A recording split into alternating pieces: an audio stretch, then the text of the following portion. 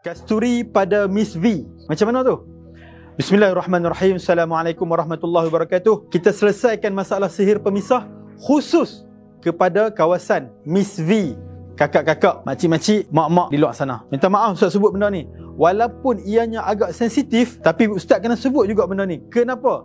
Kerana sarang-sarang sihir banyak berada dekat kawasan Miss V, Cik Bunga, tempat tu lah. Tak maaf Ustaz tak sebutlah benda tu. Ada hadis daripada Sayyidatina Aisyah radhiyallahu an.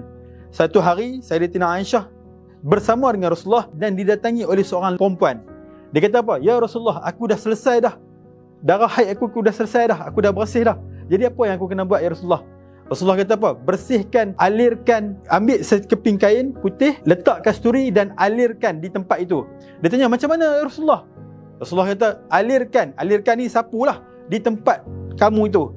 Macam mana ya Rasulullah? Rasulullah jadi segan lah nak sebut benda tu. Sayyidatina Aisyah tengok Rasulullah segan, jadi Sayyidatina Aisyah tarik tangan perempuan tadi dan dia tunjukkan kaedah macam mana. Kaedahnya, ambil kasturi, sapukan di kain, alirkan di kawasan Miss V, perempuan tersebut. Ustaz nak bagi tahu, ini adalah salah satu kaedah daripada kaedah untuk rawatan sihir pemisah.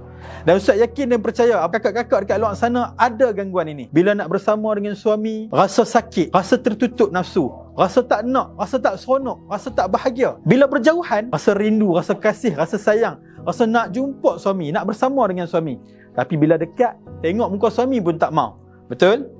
Antara sarang sihir ada dekat kawasan tu lah. Jadi insya-Allah Ustaz dah selesaikan, dah cuba bantu masyarakat. Kita adakan nama dia Sri Diri Kasturi Za'faran, original dan telah diruqyah oleh seorang ulama Al-Quran, Dr. Syekh Salah Khalifah, ulama Al-Quran dunia. Diruqyah sendiri oleh saya dan diruqyah oleh anak-anak di Ribat Jawi, Syekh Mahmud Nasri Osmani. Tuan-tuan dan puan-puan, jom kita lawan sihir. Kita jangan layan sihir.